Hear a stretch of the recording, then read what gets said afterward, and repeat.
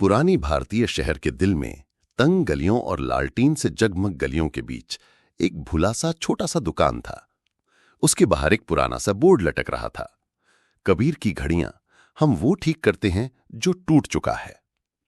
लोग वहां से गुजरते थे पर कभी ध्यान नहीं देते थे। दुकान हमेशा खुली रहती थी, हमेशा शांत और हमेशा भरी रहती थी टिक टिक करती घड़ियों से। लेकिन किसी भी घड़ी का समय एक जैसा नहीं था। उस दुकान के अंदर बैठा था एक बूढ़ा आदमी, कबीर। चांदी जैसे बाल, शांत आंखें और हाथ जो वर्षों की मेहनत की तरह निपुणता से चलते थे। दशकों से वो घड़ियां सुधार रहा था, लेकिन खुद कभी बूढ़ा नहीं हुआ। लोग कहते थे उसने समय से सौदा किया है। कुछ लोग मानते थे वो श्रापित है।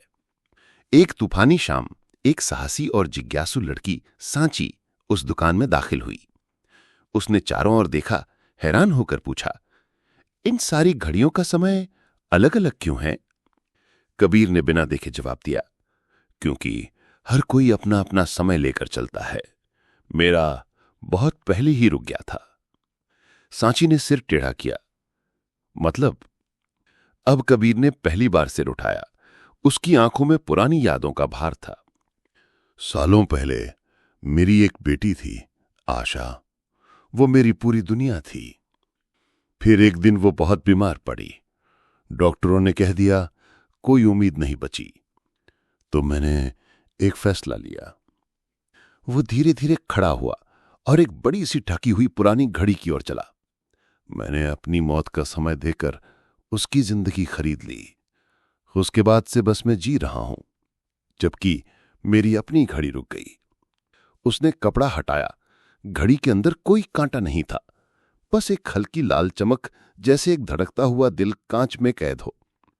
सांची धीरे से आगे बढ़ी। उसकी आवाज फुसफुसाहट सी थी। आशा मेरी दादी थी। कबीर स्तब्ध रह गया। उसकी सांस अटक गई। सांची ने उसकी आंखों में देखा। उन्होंने मुझे उस घड़ी सास की कहानियां सुनाई थीं, जो अचानक गायब हो गया था। मुझे ये दुकान उनकी पुरानी डायरी से मिली। कबीर की आंखों में आंसू आ गए। वर्षों बाद पहली बार उसे जिंदा महसूस हुआ। सांची ने आगे बढ़कर वो दिल वाली घड़ी छुई। अचानक टिक, घड़ी चलने लगी।